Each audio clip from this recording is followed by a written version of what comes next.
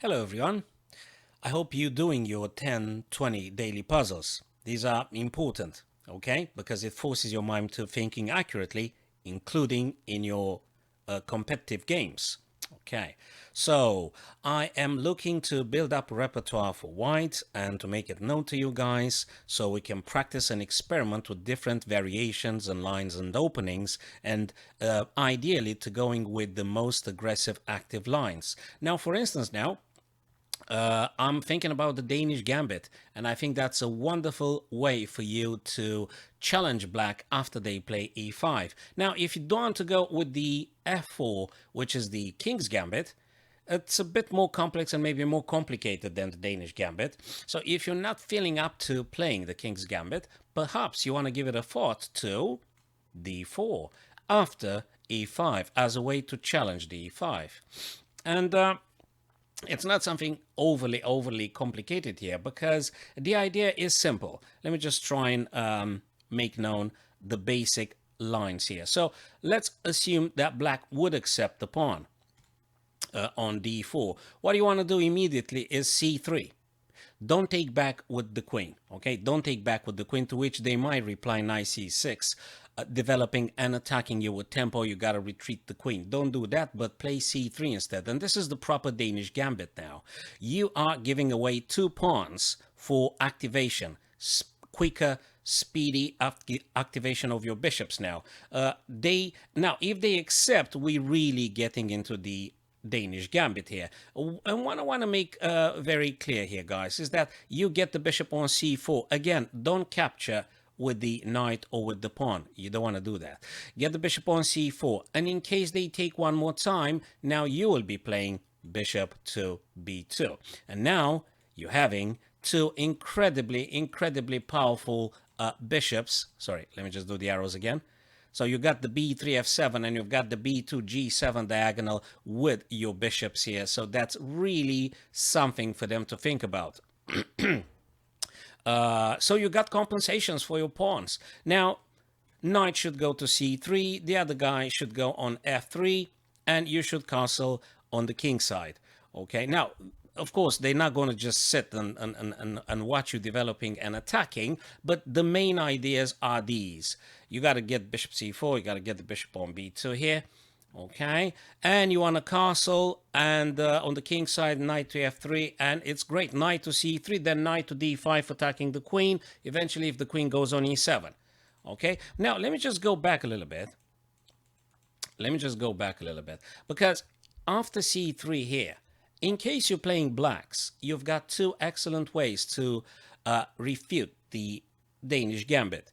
One is d5, the other one is queen e7. Very active, very aggressive, and you decline the Danish Gambit. So these are, I think, the best ways for black to just not getting into that kind of position with the 2 very active bishops and the knight aggressive and stuff. So these are 2 very good options for black. For instance, if d5 has been played, white needs to continue with a move like pawn takes, okay? And if the queen takes again, you're going to take with the pawn, not with the queen. Now, knight is playing c6. You keep up with the development. Okay, keep up with the development. Knight f3. Now, very possible they want to develop with tempo, to which you may be replying knight c3. You block and you develop again. I know the knight is pinned at the moment. The knight is pinned at the moment now. Now, black might be continuing with bishop g4, developing the minor pieces. You need to play bishop e2 here, because in case black captures, you will be taking back with the bishop on e2. So bishop takes f3, bishop takes f3, and it's just perfect. You've got no problem whatsoever to be playing this with whites. Now, black needs to be aware that there are a few traps here. If black were to make the blunder, the mistake, to getting a bit greedy and taking on d4, with the queen, let's say, that would be a massive blunder, because you're not going to take the queen, okay? You're not going to take the queen if the black queen takes on d4. You're going to use your bishop, remove the defender of the queen, namely the knight on c6, checking the king. The pawn takes back, and then you win the queen all for yourself, Okay, so these are the traps black needs to be aware. Of course, the theoretical choice here is queen to c4. If you're having with blacks here, it's queen to c4, to which white might be playing simply bishop takes c6, because you want a queen go away from this diagonal so that you could eventually castle your king. Another way to replying here is queen b3. Okay, you just challenge the black queen. Queen takes, you takes, you know, the game continues here. The game will simply continue at this point. Equal position, rich in tactics. Okay, it is rich in tactics. They may be playing, I don't know, knight to e7, to which you just simply castle on the king side. The game continues. All right, play the bishop on e3, and you just keep up with the attack. See whatever tactics might happen here. Of course, it is also the possibility knight takes d4, and then the bishop takes on b7. Okay, so that might be another way. Of course, it's threatening c2, and you're threatening taking the rook. Play it, because it's absolutely guaranteed there won't be any boredom. Let me just turn off that alarm thing. All right, so that's about it. Let me just go back a bit now. Let me see if I missed any other basic ideas, my chess friends. So, yeah, and we said another way for them to reply here would be, apart from d5, which it's absolutely brilliant, is just queen to e7, to which you guys need to don't play something to defend the pawn. Okay, don't try to defend e4 here. Just take the pawn on d4. Let them take if they want. Let them take if they want here. And after queen captures, you don't want to play. I mean, I think the best thing would be just simply bishop e3, blocking with the minor piece whilst you develop. You could do, I think the engine would simply recommend you knight to e2. Not a bad one. Personally, I'm not very comfortable with playing knight to e2 in this position, because it's like I'm blocking my own bishop. You know, and I have to waste another tempo, and I need to make sure that the queen is away of the e file in order to play the knight, which would be pinned. So it is playable, not a disaster by any means, but I'm just not very comfortable. Whereas bishop e3, I think it gives me exactly the right choice here, to which of course they may be playing bishop c4, and you again play knight c3, blocking the check. Possibly, potentially attacking the queen after the pin is no longer in place. Okay, so that's another way for you to look at it. And, you know, just keep up with the development of your pieces. That's absolutely very important. Let me just go back now to the d4, the classical Danish finger here.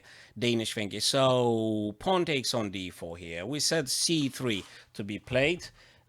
Just made a couple of notes here. All right, yeah, that's it. So you played out the c3, to which if they go forwards, taken on c3, you play bishop c4. Okay, so we've discussed this, I think, at the very beginning of our meeting here.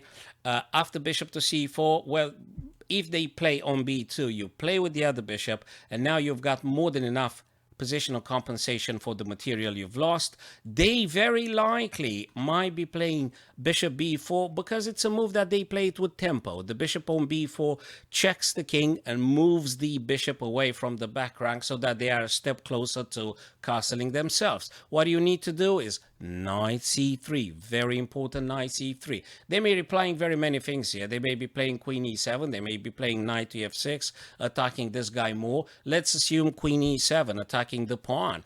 Now, I would say, to my taste here, you could play knight e2 way better than knight f3. Why do I say this? It's just based on the idea that if this bishop were to take the knight on c3, you will take it back with the knight on e2, and then you reserve yourselves, you have the opportunity to play knight d5 at some point and attack the queen. So let's just assume knight e2. Now, if you're just worried about the queen capturing the pawn and you not being able to take back because it's pinned, don't be. Because if the queen were to take on e4, you've got an excellent move here for white. And I think black is getting in trouble here. After a move like queen to b3, boys and girls, my chess friends, after a move like queen to b3, black is simply placing yourself into an increased indefensible position. They've got a few issues here. You've got the nice battery attacking on f7, bishop plus queen. You've got the bishop on b4 under direct attack now, so they got to do something about it. Now mentioning the idea of king being castled on the king side, as we said, and then the prospect of rook on the e file is very, very threatening, very worrying for black. So I would have black I would be having white here any day, because I think the Danish Gambit, if it were to get to this point in the game, is just incredibly good and favorable for white here.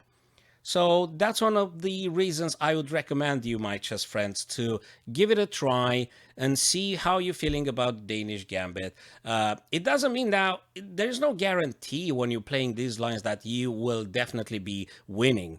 No, but it's just a way for you to experiment, especially if you're at the beginning of your chess career, to see which one feels more comfortable to your style, to your temperament, to your way of tackling with things. Experiment with lines, put them into the game, have some friendlies against a friend or someone online, and, you know, see how it pans out for you.